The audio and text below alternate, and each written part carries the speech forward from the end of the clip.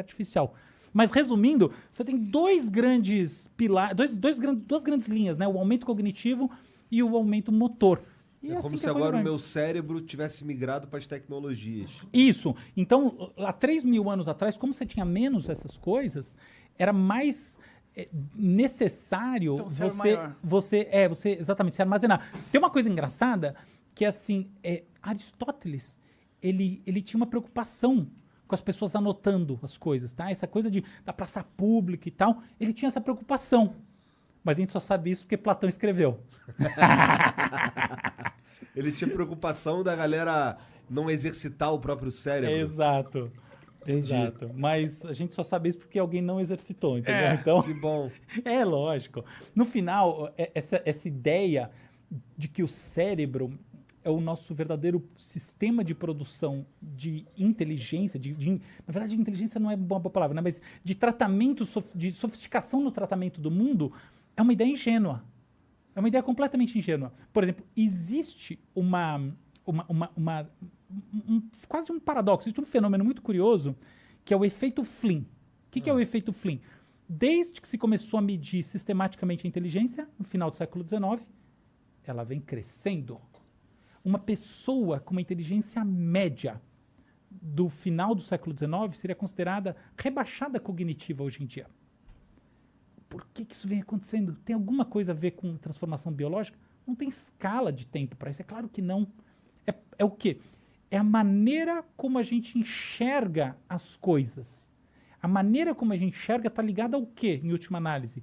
Não o quanto de informação a gente processa no cérebro, mas o quanto esta camada que a gente está processando está estruturada em ombros de gigantes. O quanto ela já emerge de tudo. Então, por exemplo, tem muitos pais que têm muita preocupação com os filhos usando celular, com internet, etc. Tal. Eu sou um desses pais. Mas tem um outro lado que eu acho fantástico, que minha filha de 3 anos, eu sei que ela está...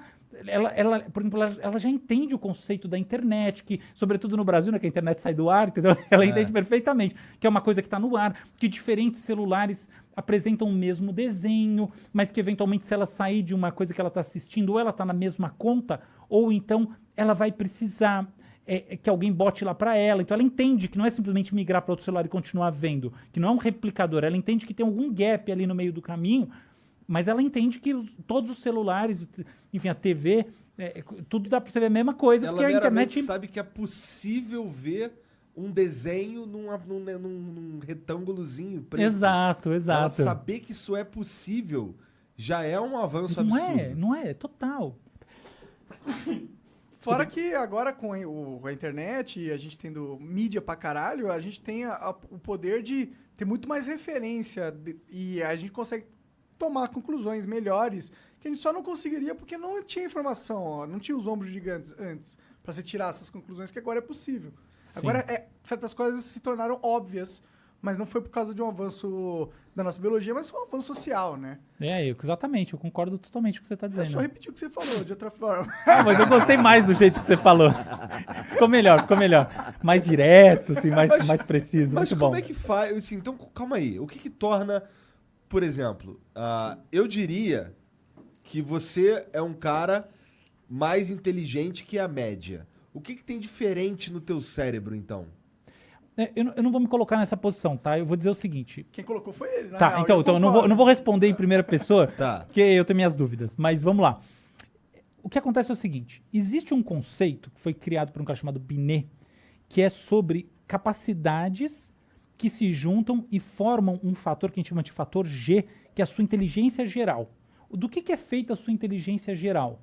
Ela é feita de habilidade numérica, memória de curto prazo, processamento de linguagem, processamento visoespacial. Então, por exemplo, você imaginar como é que você vai estacionar o carro, você imagina na sua cabeça, você, essas coisas todas.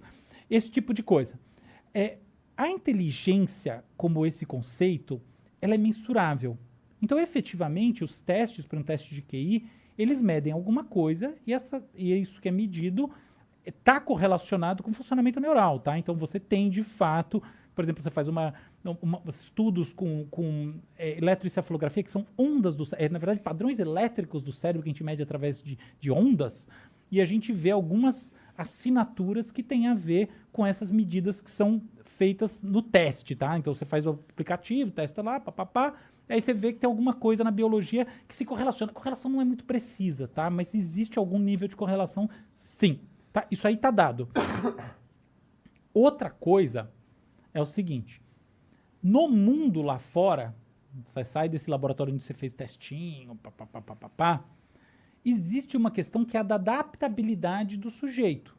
E a adaptabilidade pode ser adaptabilidade no sentido da esperteza, ou adaptabilidade pode ser, dado um ambiente de alta complexidade, qual que é a capacidade desse sujeito que se propôs a isso avançar dentro dele desenvolvendo alguma coisa. Por exemplo, o cara que eu acho ridiculamente inteligente, tá? Richard Feynman, é um físico que já morreu.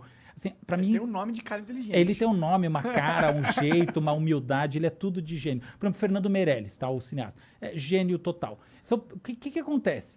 Uma pessoa dessas, ela, no meu entendimento, ela resolve mais os problemas dentro dessas escalas de complexidade, usando propriedades mentais que não são mensuradas por um teste como o teste de Binet e outros mais, do que usando.